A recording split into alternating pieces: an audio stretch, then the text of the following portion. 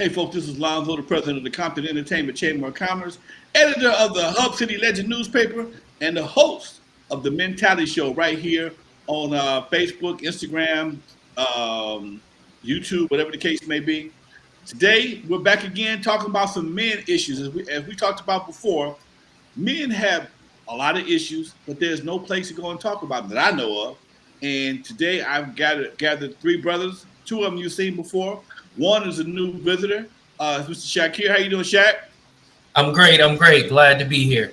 Kevin, co-host, and Kurt. How you doing, Kevin? Man, I'm alive and kicking, 2 toes above ground. And my man Kurt. How you doing, Kurt? Full of gratitude, brother. That's a good place to be, man. That's a good place to be. Today, our title is Married with Children. Married with Children. That is a man issue that we all have had side conversations about, and we all are dealing with various things from different levels, our own children, stepchildren, whatever the case may be. So as we sit here and talk about fatherhood and being married, folks, I'm going to kick it off with, I'm going to let our guests have it first. Shaq, what are some of your experiences being married with children? Oh man, it's been very beautiful, interesting, challenging. A lot of growth has occurred. It's been interesting. You know, my situation, kind of like Curtis, is that I'm married with a wife and 3 daughters. Okay. Right, and so that has brought its own set of challenges, being the only male in the house, and from different perspectives and how you deal with things. Sometimes you can't be as direct. You have to think about the totality and their emotions and whatnot. And so it's been interesting. Thank God I'm on the back end of that. With all of them being pretty much grown, but there's a lot of experiences that I've gathered along the way, for sure.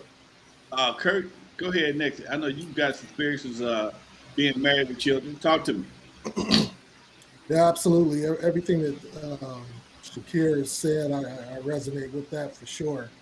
The challenges is kind of the biggest aspect of it is that there's a lot of sacrifice that's involved of your individuality or your philosophy around life, your perspective in general, because as men, we share an entirely different perspective of how we see reality, how we see the outcome. By nature, we are problem solvers. And so, but we have to approach it when we have a partner, whether it's a house full of women, like ours is much harder because they don't necessarily share your perspective around things. And you have to, approach it in a way that translates to them exactly what you're trying to convey. And doing that over a number of years, 10, 20, 30 years is relatively exhausting. So that's really the sacrifice that's involved in that. Kevin, what's your experience like that? Oh man, look, these two fellas right here, man. That's a beautiful thing. I got 3 baby mamas, and I got 4 daughters with 2 sons. And let me tell you, it's been a roller coaster ride when it comes to being a father, being a husband, having these different households, bruh. That's why God is gray on my daggone face, man. Most of the stuff I didn't try to shave off so people wouldn't see it, cause it'd be a mess, man. It's a struggle, but I mean, it all comes out, bruh. It's a beautiful thing at the end. I'm different from everyone. Well, me and Kevin kind of similar. I got 3 daughters, 2 sons, and it's sometimes you have to juggle and be daddy in multiple households, and boy, that can be that's a balancing act. That's a balancing act because the woman at the house, if your kid across town got a problem, you got to go see about it, regardless of how you feel about it. And that's the part that everybody don't handle the same way. I can't let any of my kids outside the house feel that they're less important than the ones in the house. And that right there is a balancing that sometimes that can come with some mama issues, or in some cases some daddy issues. And man, I don't wish that on no brother. I know a lot of brothers deal with it, but it's one of them situations that you have to be very, very careful how you walk, what you say, especially when you're dealing with girls. Even with my sons, I done whooped all their asses. I ain't never touched one of my daughters. You can't. You damn near can't, fellas. Y'all got 3 girls in the house? Have you had to do anything to discipline them? Almost for sure. I somehow got wise enough to do it when they were earlier, so I didn't have to worry about it when they were older, right? Okay.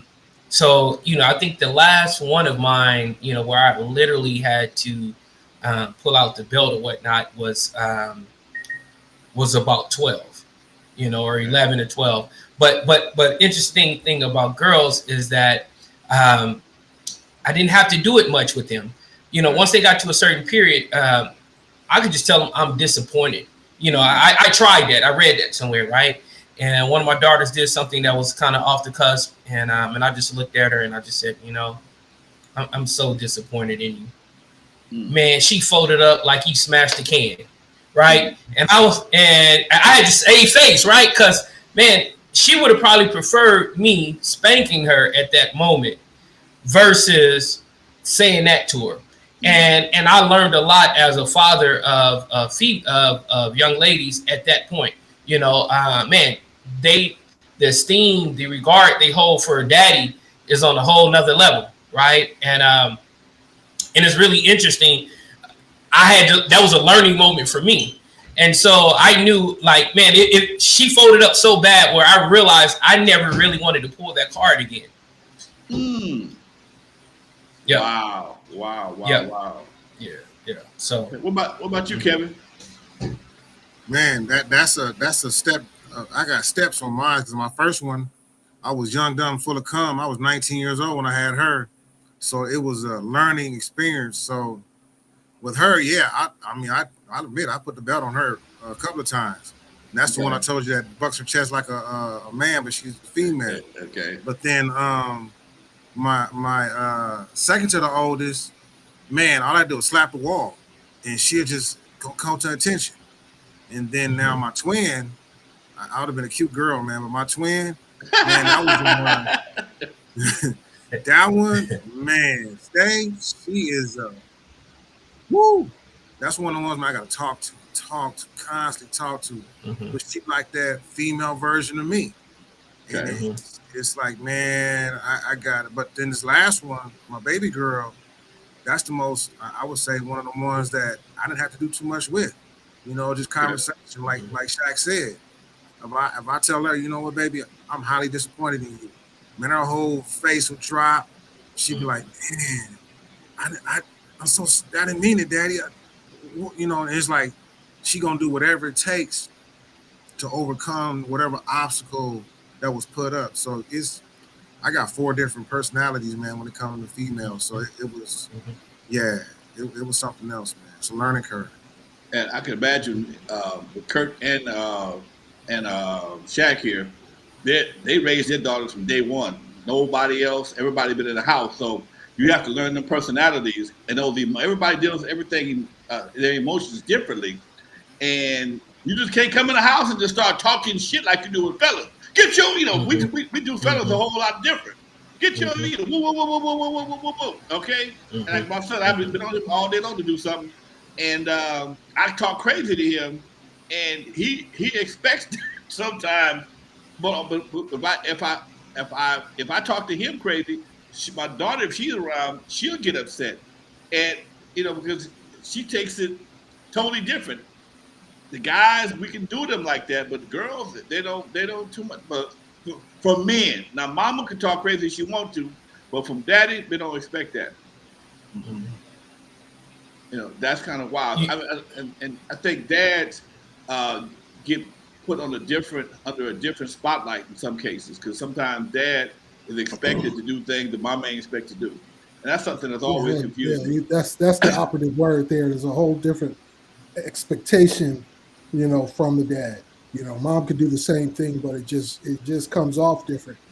I got two babies in the '90s, and then I got a 2000 baby, and so they're I had to discipline all of them completely different. Mm, You know, Mm-hmm. they don't the things that was effective on my oldest wasn't effective on my middle daughter, and nothing I did to the other two did with the oldest and my middle daughter was effective on my youngest.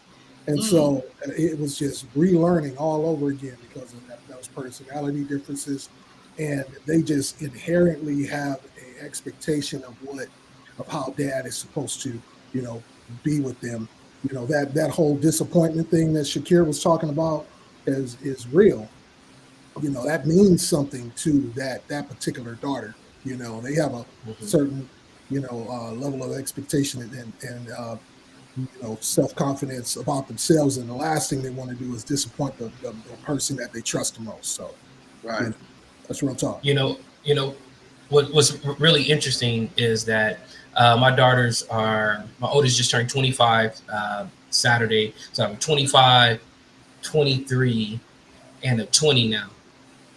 And we never talked about, we never, this boyfriend girlfriend thing was never something that we allowed in our home until you're at least 16 and you're on the right track. Then you could bring them to the house and we can have a conversation or whatnot. And I was always, using the phrase, lay down your foundation first, and then everything else will fall into place. Lay down your foundation. And so when they each got 16, I sat them down, had a conversation with them. Was like, okay, your stuff is together. Let's go ahead and if you date anyone, you like anyone, bring them by. Let's, because I wanted that opportunity. Here it is, them at their ages, man. No one has brought anyone home, right? Mm, And so the understanding they've gone off to college or whatnot, and I know, man, I'm not, they probably had their experimentations and all of that, but no one has brought anyone home. No one, they don't even want to let me know what's going on. They shield it from me. And so that's very interesting. At some point, as the mom says, when they find that right one, they will bring them home. But it's the expectations, the reverence they have for me in my position, that they haven't even brought anyone home until they know it's probably the right one, right? And so that's something, man, that I've had to learn along the way and kind of digest and process. Having children, and then whether male or female, you're learning as you go about certain your abilities, your weaknesses, your strategies. Like, you're constantly having to evaluate each of those things as you're moving through your daily life and dealing with situations, because you want to be effective, right? You want the best outcome for yourself and your children. And so that part of fatherhood is always evolving. mm, okay. Uh, can I want to add a little something to what Shaq was saying about that. Um, you were saying how your daughter said, they haven't brought anyone home. You know, in our experience, it wasn't necessarily about the daughters not finding the right one. With us, it was not bringing them home because of us. You know, Mm-hmm. they didn't want, Mm-hmm. it was a tendency of, well, dad's going to pick them apart. And mom Mm-hmm. is always overly invested into, well, who are your parents and what are the background, and, wanting to get so Mm-hmm. involved. And that's just what parents do. But sometimes it puts them in a very uncomfortable position because Mm-hmm. everybody doesn't have two-parent household, come from a, good neighborhood. They kind of have some struggles in life. It was dealing with, I don't want you to be judgmental about this individual when I understand all of that other circumstantial stuff, about them. So they prevented bringing them or presenting them to us sometimes. And Mm-hmm. that's not like that anymore. But early on, it was, Yeah. no. After a couple of times of bringing people around, and we were like, yeah, I'm not too sure about this, this individual or that Mm-hmm. one. Mm-hmm. Mm-hmm. They were just like, nope, I'm not going to. You Yeah. guys are Have way you too has invested. anybody ever had to check a dude at the door, come to see your daughter, and he just was not, dude, this ain't the one. Okay. I mean, you ever had, I had a guy come by one time and the nigga had a 40 ounce in his hand. Oh, Negro. come on, man. Where you think you going with that? Who you think you coming to see? Oh, I'm sorry, sir. No, you already proved I ain't the sir you think I am. No, dude, you got to get up out of here. Right. I told him, I said he came to my door with a 40 ounce in his hand. Okay, no problem. I understand. She cut him loose.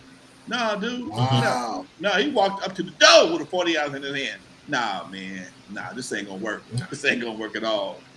We gonna stop this right now. Yeah, that's wild. I had that too. I had that. Well, mine wasn't 40 ounce. Mine was my second oldest Q.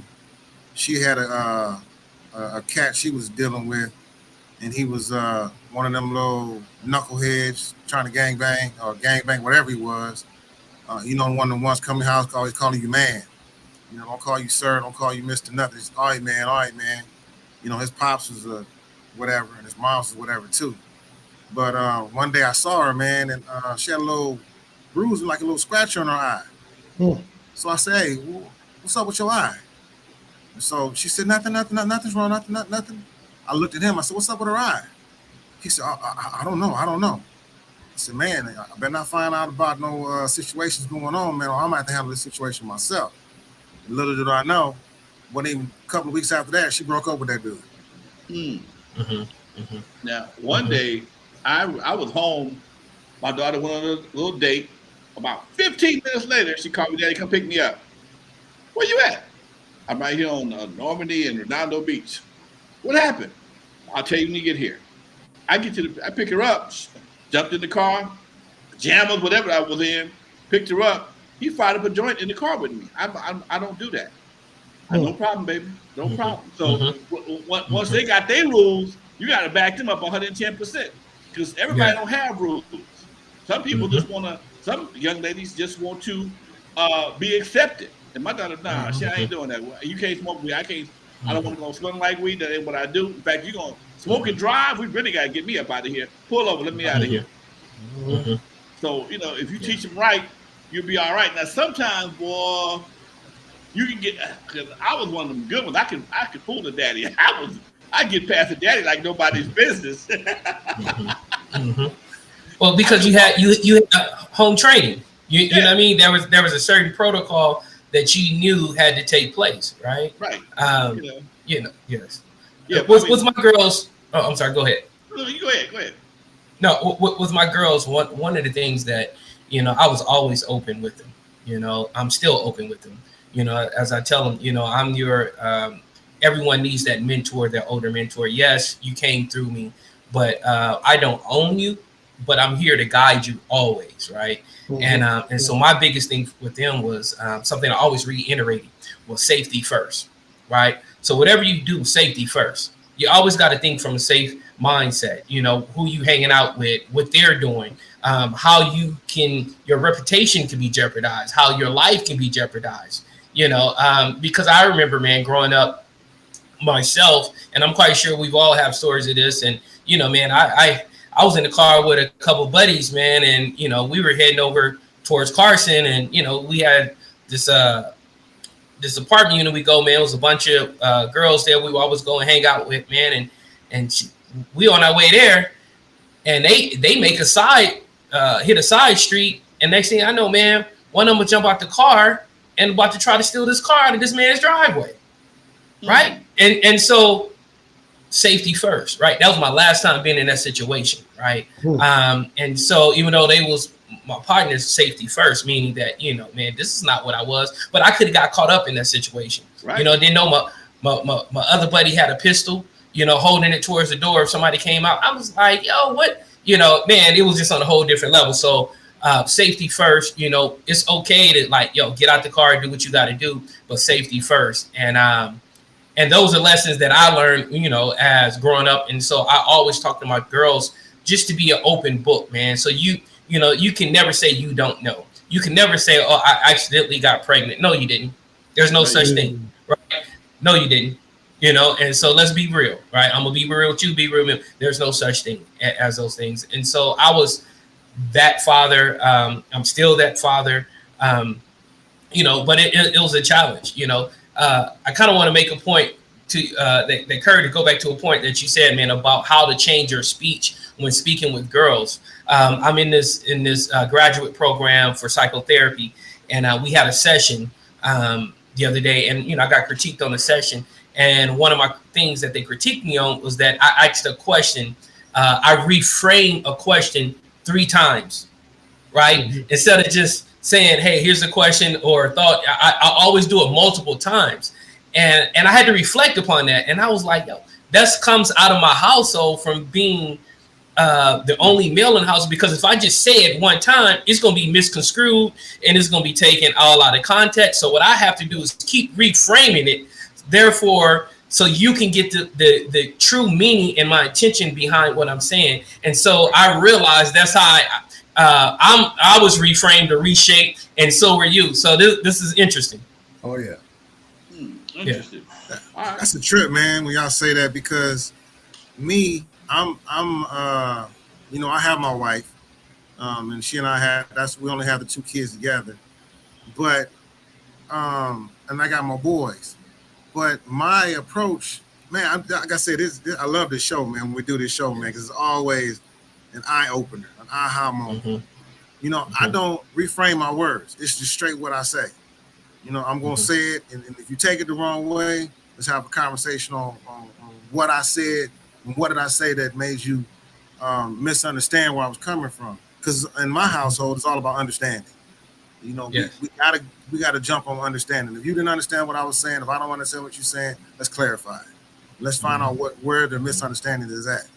And just, man, my 2 boys, like my oldest son, I mean, he pretty much said, man, Pops, I got to get up out of here, man. He went all the way on the other side of the country. Him all up. You know what I mean? About for real. Yeah. Man, the only time he called me, he's like, Daddy, I need some advice. Real quick. All right, that's all I need by. And baby boy, I talk to him every once in a while. But my daughters, it's funny, man, because they all, my oldest one don't have any kids, like you said, Shaq. My oldest is 36. Okay. And then my baby, she's 16. I'm making her get old too fast. She's 16. And then and I'm a grandfather of 10 grandchildren. Yeah, so man, that's wow. 10. That's a lovely thing, though, man. When they get over here, man, it's on the attention. It's Pawpaw. Let's go out in the backyard. That's why I stay slim, because of them 10 grandkids. That's cool. But my girls, man, going back to them, it's always I gotta, I do have to catch myself, because I'm not trying to be quote unquote an asshole. Right. But I am an asshole, because I'm an asshole because I want them to understand that I love you, and I love you for a reason. And I want you to know that as a man, I want to show you that a man can love you without even having any type of sexual interactions with you. So that when they do get with a man, they understand, man, my daddy loved me like this, and he was straight up with me, and he was open with me. I told my girls I was a hoe. Daddy was young. If I seen a girl with a short dress on, my mouth got to drooling, and I got to schooling.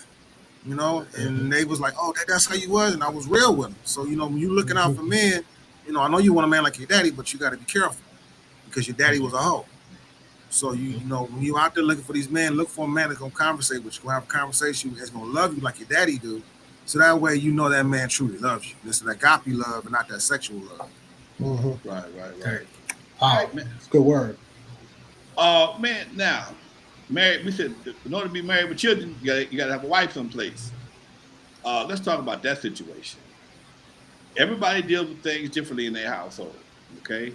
I'm a tyrant. I'm a tyrant. Some people have partners. I want a partner, but I got to be a tyrant sometimes, because everybody don't understand what I'm talking about sometimes. And it's real hard, especially when you had everything prior to getting married. We don't have a lot of joint stuff. So I have a different attachment to things, okay? My cars, my house, everything. So it's really hard. And I don't expect anybody to do anything, because these are my things, okay? Things that I acquired before I was married. I know it sounds selfish. I know it does. But if you buy something, you invest in something, you have a different relationship with it And if people don't take care of it the way you do, it's real hard to accept that. I don't let anybody drive my cars. I don't share cars with my old lady. Nope, don't do it. I see how she do her cars. I don't share cars with her. Okay. I've given her cars. We've shared cars before, and they always come up looking different. And nobody ever know what happened. So I'm like, oh no, I'm not doing that. I'm into cars. I'm into certain things, and I don't like raggedy cars. I don't like beat up cars, and her car's not beat up. But women don't take care of cars. Some women don't take care of cars the same way men do. That being said, everybody has their own way of handling things. Kurt, what's your how you handle your things? Well, you know, I have a tendency to really kind of take ownership of the things that belong to me.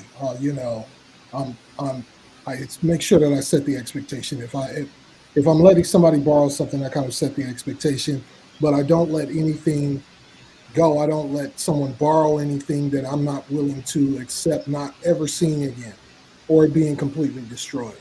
If I feel like, nah, you know, like your cars, and you're like, nah, I don't want this coming back messed up, I won't let anybody borrow it. But otherwise, you know, I can always just replace whatever, you know. Let me say this before I let you go there. I've shared cars 3 different times, and 3 different times cars have come up destroyed or severely damaged, and with no support. So that's why I just don't do it. It's something a lesson I learned. Like I will not co-sign for nothing. I don't do that.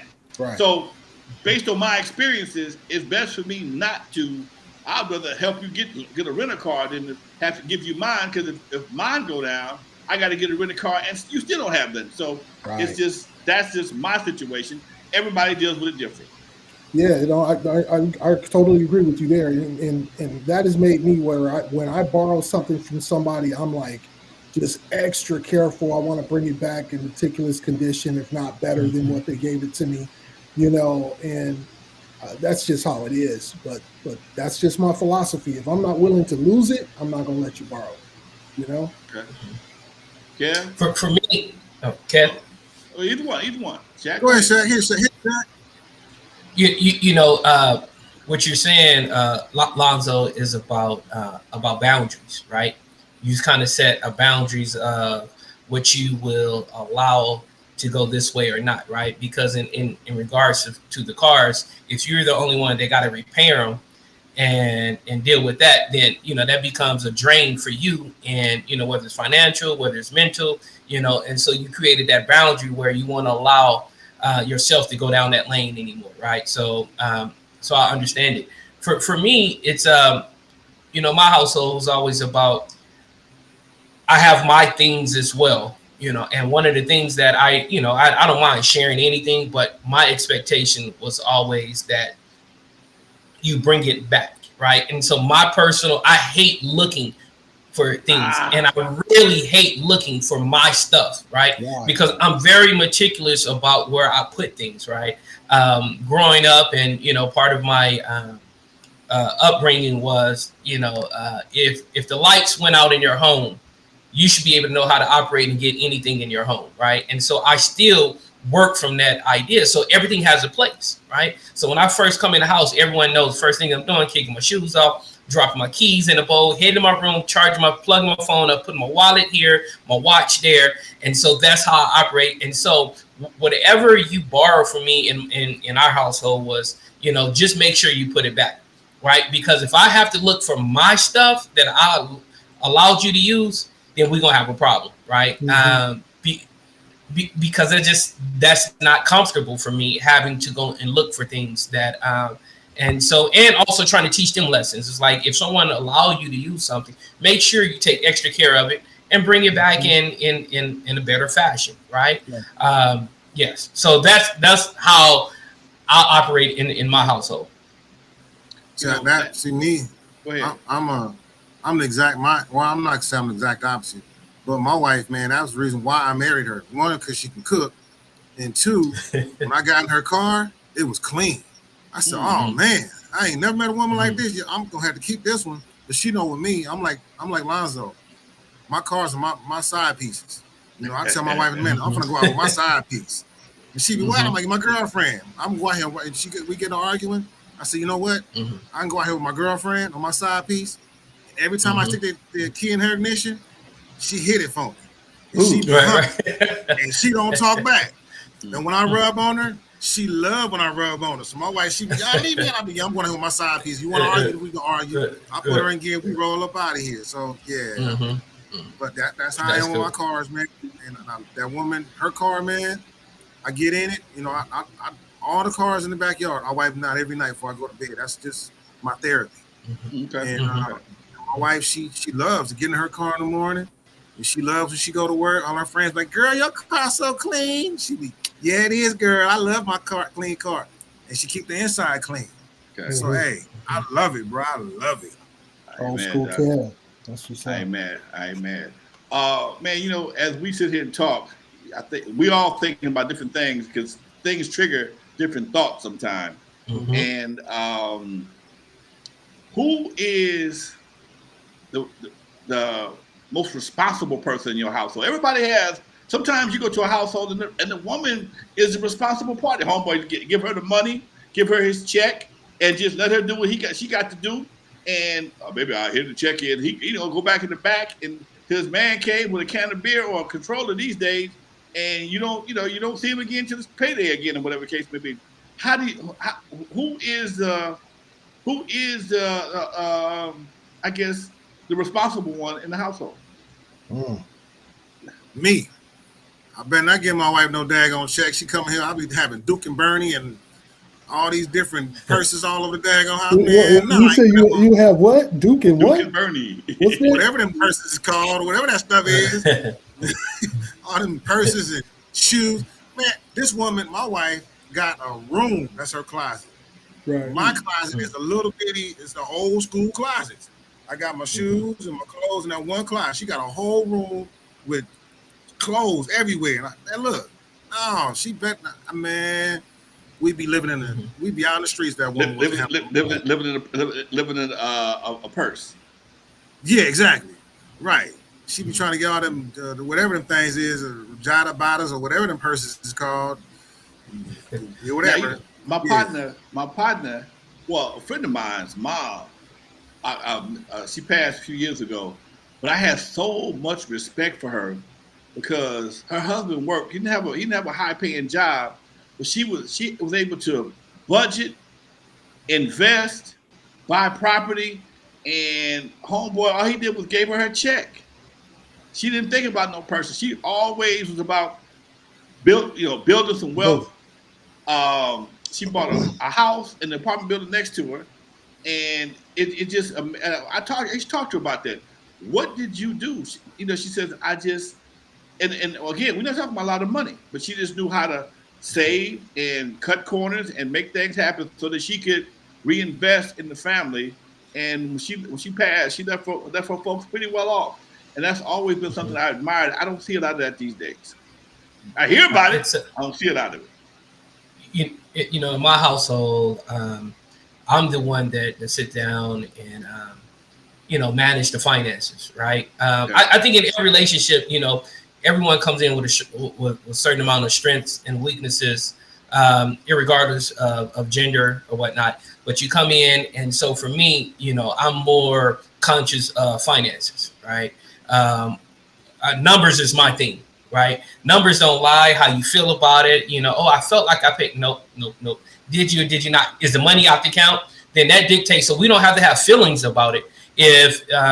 So numbers, that's why I love numbers, and they probably tired of me hearing the whole number speech in my household as the girls were coming up. But numbers don't lie. Numbers don't have feelings. Numbers are true and exact. And so I'm a numbers guy, and so I like to see where everything is going. That's been my thing. So in our relationship, I was the one that did that. And my wife, she's the one that she just deposits into the account, and I manage everything. And yes, I'm better at it, and she would say I'm better at it, right? And so that was one of the things that we decided upon roles within our household. Now, raising 3 daughters, we became very conscious of the messages that the girls were receiving when they were younger, right? Like, you know, they used to watch the Nickelodeon shows, and, you know, and I would sit down and watch with them, and it was just geared, you know, culturally it was different. You know, all the expectations of the girls was, we going to the mall, we going shopping, we're going to buy this, we're going to meet the cute boys. And it was just all these things for like 10, 11-year-olds, right? And this is who the show was created for. And I was like, oh, no. And so I caught on really early that they was trying to teach them to be consumers, right? To be consumers of designer goods. And I was telling my daughters, look, girls have other interests other than just going to the mall to go shopping, right? Some of those interests are softball, basketball, whatever it is. It's just not pigeonholed to become little capitalists. And so we cut it off. So they could only watch television as they were growing up only on Saturdays after chores were done, because we tried to disengage them from that. And then with me, as they started working, was like, you know, we sat down and we came up with their financial plan, and each one of them, I was taught, save 50% of your money. So anything that you get, you put 50% of it away. And the bill, you know, as we speak about the bill boogeyman, when he jumps out, you got to throw money at him to make him go away. So those were lessons that I taught with my girls, especially because they was young women. And I see, if you don't have those conversations, what can happen on the back end, and how somebody's going to have to deal with that on the back end, right? It could probably spiral back to me if they're always in a financial situation. And so it was really big and very important for me to teach them about like financial independence. And so my oldest, she led the way. At 17, we came up with her financial forecast and her plan, you know, as she went off to college. And it's amazing to see that she's achieved all of that. But this is something we started with her at 17, you know, and part of that was like when she started driving, we never bought them a car. It was always our third car. We're going to allow you to drive our third car, right? And we pay the insurance, but if anything goes wrong with it, then you have to split the bill with us.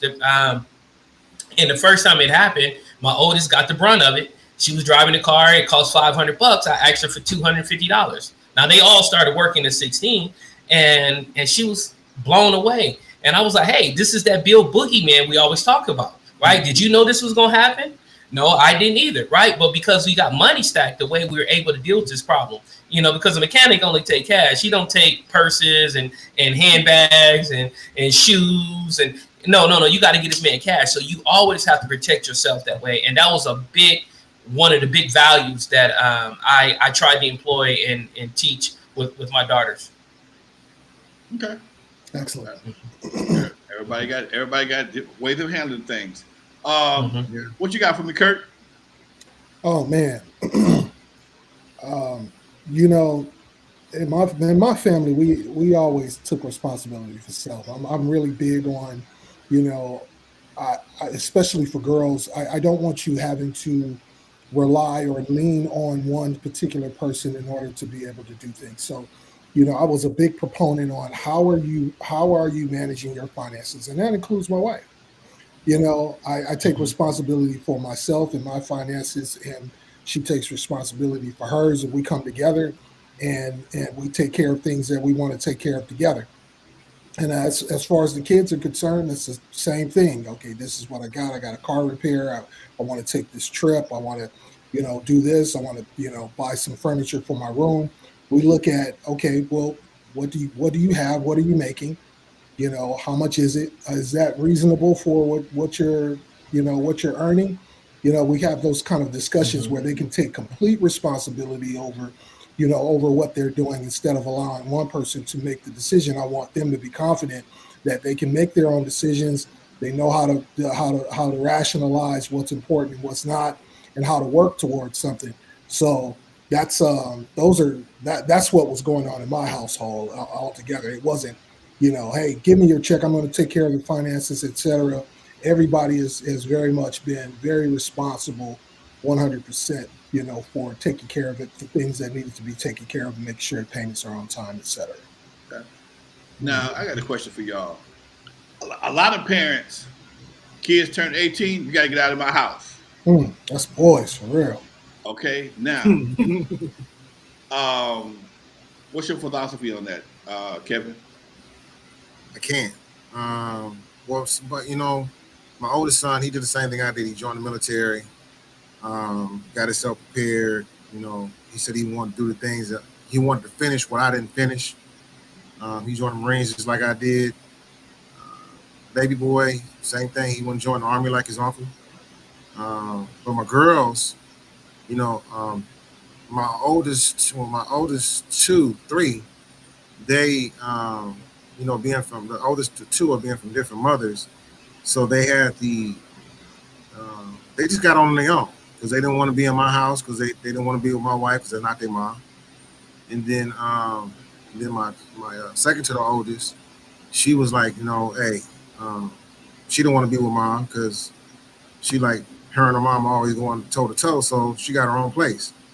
But I don't believe in kicking kids out, and especially my girls, because once you put them out there on the streets, the streets is not cool for them girls. And they be like these girls on Long Beach, man, on Fed. Dude, Right, all it right. takes is one dude to come up there and say, hey, baby, I can do what since you out here, you look lonely. Like they see dudes sitting there on the trains, them pimps, sit there by the train stop looking for that one girl that's looking around. They're like, yeah, let me go get her. And I don't want my girls to be like that. So I always told them, home is always home. You need to come back home. I can negotiate with your mom. I may have to hide you a couple of hours so she won't see you. But home is always home, you know. All right. But yeah, it's I don't believe in that, man. My boys, yeah, it's like Kurt said. My boys, man, we gonna tough this out. I'm gonna show you how to. Cause when my kids was growing up, I was a hustler. I was doing lowrider bicycles. I was selling. I was out here selling, and I had my kids out there with me, and they was learning how to, go out here and make a hustle. Make some money legally, and they all of them, they know how to go out here and hustle and make that money and get it to where I can live. Uncle Sam may not know everything that's coming in, but I'm gonna make a living all based off what's legal and what I can do to get out here and survive. All right. All right, man. Shaq? I don't believe in doing that as well, because as long as you're being productive, right? And that was my thing. Now, you're not gonna sit at home and chill on me, because somebody got to pay the bill, right? If you're not paying it, somebody's paying it, right? So why should it be me once you become an adult? And so it's about setting them up, right? I believe usually when you hear that mentality, you got to go at 18. A lot of times the parents are not even preparing. This is me as an educator or whatnot. A lot of times the parents aren't doing their job to prepare the child to leave at 18. They want them out of their house so they can get their boogie on and do what they're going to do, right? But if you are a parent and you know your child and you're trying to put them in the best situation, uh, the timing may not happen at 18. It may happen at 19, 20, right? And so for me, yes, I want you to be going to 18, but that's usually because, in our household, and our values was like, you got to be out doing something productive, laying down your foundation. You're not at home chilling, right? Right. Because I'm not here to take care of you legally. I'm not going to, and it's a slap in my face because of all the performances and all the lessons and track meets and all these things that we've done to invest in you, and you're not putting it to good use. Now I got a problem with that, right? But no, I don't think there's a definite deadline to putting them out there if they're being productive. I'm in a situation now where I have two home now. One graduated from college. She got a full-time job and working in her career, and now she's stacking up to buy her house or whatever she's going to do. I'm cool with that. My youngest is she's home, still in school full time. I'm cool with that. Both of them are working, so I'm cool with that. But the goal is to put your feet under you properly and then step out there. If not, they're just gonna be the cycle, and I think that does more harm than good. I'm not. I'm not trying to kick them out the house so I can turn up and do what I need to do. That's not my goal. I'm still trying to put them in the best possible situation. Okay. All good. All good. Um, you know, everybody on this panel got a different belief. How do you how do you manifest your household if there is some differences of opinions on common things like religion or politics. What happens if your wife is one way and you something else? Say she's a Democrat and you're a Republican. Say you more of a spiritualist and she's a Christian. How do you how do because people change, people evolve. Sometimes you're like, okay, all right, we was over here. What happened? How did we get over here? As people evolve, how do you deal with the evolution of an individual? Man, if we're not being productive, that's my key point. We got to be productive. Damn a religion, damn a political preference. If we can't be productive together, then we don't need to be together. I'm the attitude where I heard a cat say this before. He said, marriage is like two corporations coming together, and these corporations merge, and one is bringing one piece, one's bringing another piece, and we may be complementing, like Shaq said, we may be complementing each other's weaknesses. I got to strengthen something that she has weakness in. She got to strengthen where I got my weakness, and we come together and we grow. But that's me. I gotta have productivity. I don't need no woman in my life. She like a daggone crab in a bucket bringing me down. No, I need something. When we grow, we gonna grow together, and we gonna manifest something together. All the other stuff, no. I let a lot of women go because of that. Fine women, beautiful women, but they ain't had nothing. We couldn't do nothing together. They was all about themselves, or they was all about not being productive. And it's like, nah, you gotta go. Peace. It really depends on what the differences are. If your differences are working against each other, then yeah, there's a huge problem. Sometimes you can have differences that doesn't bleed into your religious practice or your political preference, etc., and you guys can coexist. It's only when her perspectives or your perspective is punching holes in whatever goal that they're trying to achieve, whether it's financially, spiritually, educationally, or whatever the case may be. If their perspective on it is punching holes in whatever you're trying to do, then there's an issue. But a lot of times those differences can coexist. You're not always going to think the same. It's kind of cliche. Oh, I'm married. We're one person. That's BS. You're still two individuals. You still have two individual personalities and interests and so forth. Is how do you learn how to merge and keep, both mission statements, moving forward. So that's how I feel about it. I was I was talking to a friend of mine and doing this election.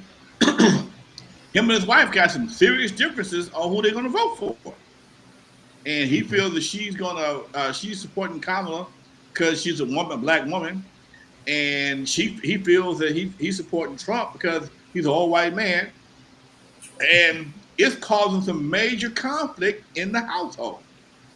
I had to ask that question because I could imagine that's just one or two. I know one or two like that, but I can imagine it could be a lot bigger problem nationally as we move closer to the election. And I'm just wondering how my panel, how you guys feel about that. My co-hosts, my guests, how y'all feel about that today, man? Because that could be a serious situation. Well, I believe those two things can exist if the people know how to deal with conflict, right? Like for me, you can navigate it. You can have differences, and it's cool. We all have, but it's how do you navigate that, right? Now, it's like me. I don't argue. My wife, we don't argue, right? Because we realize that when you argue, somebody's just trying to be right. It's not about solving a problem, right? So if I say, hey, Kev, Kurt, Lonzo, hey, let's move this refrigerator over here. And you'd be like, nah, well, the steps are there. Maybe if we do it this way, we can talk it out. But it doesn't have to ensue into an argument unless I want you to do it the way I want you to do it, right? Which means that I want to be right and I want you to be wrong. That's when argument ensues. And so that's why I don't participate in arguments, right? So those two different opposing opinions can coexist in a natural, healthy position if we know how to deal with conflict, right? Some people always want you to feel the way they want you to want you to feel the way they are, and then that becomes a conflict, right? But if you realize, like, hey, you can do this, and and it doesn't affect me, cool. We've seen it in the generation before us. The woman is usually super religious, and the man is in the backyard smoking weed and dominoes, right? But they coexist. She don't go in the garage, mess with him. He don't go in her sewing praying room and bother her. They can coexist, right? But going to your question, I think Kev and Curtis made 2 points that really that I really agree with. Kev, you mentioned about productivity, right? It got to be productive, right? We have to be moving in the same direction, right? Curtis, you said goal, right? What's the goal? What's the goal in a relationship? What's the goal for our future? What's the goal for our retirement? What's the goal? Once that goal is identified, we both should be working towards that goal. If you're not working towards the goal, you're dead weight and you're holding me back, right? Mm-hmm. Now we have to have a different conversation. Mm-hmm. I think goal is always the thing. And maybe that word really sticks out to me now because I'm writing a book about goals, right? For parents, what's the goal of in terms of your parenting style? The goal is to have kids that turn out a particular way. So I'm very goal driven, right? And if we're not going towards the same goal, whatever you believe in, Alibaba, whatever it may be, if we're not going towards the goal, that's the issue, right? Mm-hmm. Not what you believe in, but what's the goal? If we're not going towards the same goal, then some reevaluation have to happen. Right. In my opinion. Yep. Alibaba, huh? I got that one. That's a good one. Yes, Alibaba, yes, Temu, eBay, all of those. Exactly. That's something I experience. On a regular basis, I see Amazon put up my house. I think they ought to just put a damn depot in front of my house because the motherfucker here every damn day, okay? And that just drives me nuts. I'm trying, what else you trying to buy? What else you need at this motherfucker? I bought some stuff today, but I've been contemplating for this for a while, and I understand a lot of men experience this because Amazon is like Christmas. It's like Christmas. Santa Claus has dropped off a package in your front yard, and there's something new, okay? Mm-hmm. And to see, sometimes it might not get open for 4 or 5 days, but just the fact that it showed up, and I don't understand. I'm trying to understand some of the logic, some of the emotion behind it. Because me and some brothers have had conversations before about how much Amazon just come to the pad. Just go ahead. Please help me out. There's and this is the psychology behind it. There's a reason that people always have to buy new things, right? And it has to do with their emotions and their esteem, right? And so it becomes a negative trait, right? And so there's a condition behind it because for that split moment when you open that new thing, regardless of how much it costs, some people just have to have that new thing. Right. And that's a condition, right? Because that feeling, the feeling may be there because, you don't have a lot. And so this is the new, this is almost like people with the eating condition. Maybe we understand that more, right? Some people you're like, man, how did they eat to get so big? Right. But some people, their comfort is in eating, right? And it's not about nutrition. It's not about, looking at the damage that it's going to cause. It's about that instant gratitude, right? And people do that with retail as well. There's studies on that about how to get people to buy more, even if it's just small. They give giveaways just to spark you start buying more. They'll give you something free just so you can open up, and it feels like Christmas every day. But it becomes a condition, man, that's maladaptive for that individual. What's that word you just used, man? Maladaptive? Maladaptive. Yes. Yes. Maladaptive behavior. Yep. Bad behavior. That's psychology training. Maladaptive. Right. Explain that to me, please. Right. Yes. I wanted to add something to that the Amazon conversation. I felt like a recycle center, at my house because the boxes of my wife never breaks down a box. It just be stacks of empty boxes all over the house, and I'm cutting and stomping and and folding those bad boys up. put it in the recycle can. And I'm like, why do you buy so much from Amazon? What's going on? And she said, well, I don't like having to go to the grocery store to buy big things of toilet paper or buy drinks or buy snacks. Amazon has made it like so convenient to just buy anything, with the exception of like dairy or whatever. But now they have Amazon Fresh to be able to do stuff like that, where she doesn't really have to go to the store except for essentials. So all that stuff coming in, it's my grocery shopping. It's my grocery shopping. Yeah, she kind of slips in some other stuff that she wants, but at the same time, for the most part, it was like supplies, this stuff that we use on a daily, cleaners and and things of that sort. So, I had to kind of back off from it. Still didn't appreciate busting on boxes all the time, but I kind of understood what the deal was. It was just a convenient, her managing her time, making it more effective where she didn't have to go to the store, or ask me to go do that or stand in line at Costco because there's 50,000 people there in line trying to get cheese. She just simplified it, so I just kind of chilled out. And yeah, I called a couple of times that there was some stuff in there like, why'd you buy this? Or where'd you get that from? That wasn't necessarily household stuff, but yeah, I get it, And I asked my wife, I said, you and the daggone Amazon man having an affair or something? All these daggone boxes keep on popping up in my daggone house. What's going on here?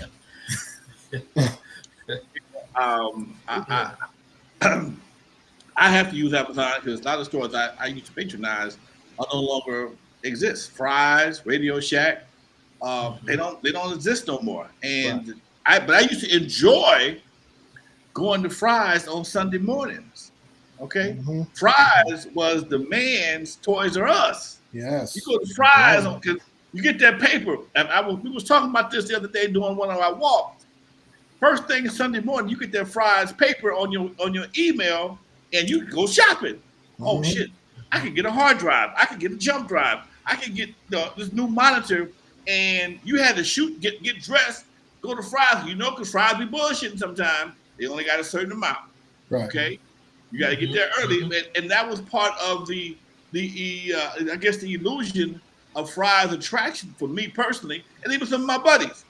My buddy would call me, "Hey man, Fry's got so and so, I can't go. You go get me one." That kind of situation. Mm-hmm. Amazon kind of takes that away from you because it was a way to get out of the house.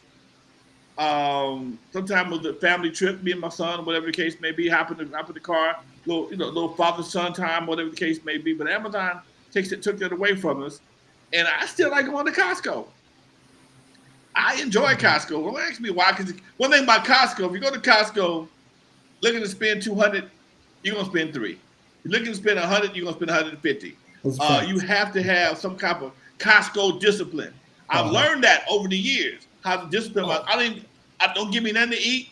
I'm going to I know my drawers. I like the Costco drawers. I'm going to the Costco drawers. I ain't going to the tool department. I don't want to be no battery. I love Costco drawers. Okay, them 36, 32 degrees. Hey, where are the Costco drawers, man? Costco drawers, 36 degrees. Hey, have reached that point in his life, right? Yeah, I appreciate Costco drawers, man. Costco. My favorite place store. My favorite place is Harbor Freight. When I go to Harbor Freight, come on, dude. Just about to say. Man, angels started singing when I walk through the door. Oh, I'll be I can't even go back no more. I got so much. Here we talking about women. We bad as they are. I got shit too. I took out the box yet. And it was on sale though. I mean, here we are. Sound like some old ass women. I guess we got our problems too. This is the kind of shit we want to talk about on mentality. Yeah, we all got our ups and downs. We all got our crazy ass habits and idiosyncrasies. Yeah, we just like women like Target. We love Harbor Freight. Okay, they call you, man. Buy a screwdriver, get 50 rolls of tape. I don't need no screwdriver. I'm gonna get that tape. Same shit, man. Same shit. If they delivered, we'd really be screwed, man. Come on, we'd be jacked up if they delivered. If Harbor Freight delivered, we'd be jacked up. Hey, folks, believe it or not, that hour that passed by, man. It's time to go. Jack, thanks for coming sitting with us, Doc. Tell them how to find you, man. Let me come back. Open the door. Open the door. I love it. Tell them how to find you, Shaq. Oh man, you can find me at Shakir Studios at Instagram.com. Kurt, tell them how to find you. Yes, sir. You can find me at Midlife and Times. And don't forget to subscribe to Mentally Talk on Instagram. Kevin Collins. Definitely. Back on that Mentality Talk. Please subscribe. Ed, you can catch me at Convo with Kev on Instagram, Facebook, TikTok. I'm there, baby. Just look me up. Find me at Real Lonzo N.W.A. Chat room. Thank y'all for tapping in, folks. I see you out there, Marlon, STEM Radio. Who else joined us today? I see my girl, Lady Like in the house. And business, I can't make out the name, but it's business something or another. Much love to all my folks for the chat room. In the meantime, folks, thank y'all for tuning in. We'll be back next Wednesday with another episode of Mentality, folks. Thank y'all for watching.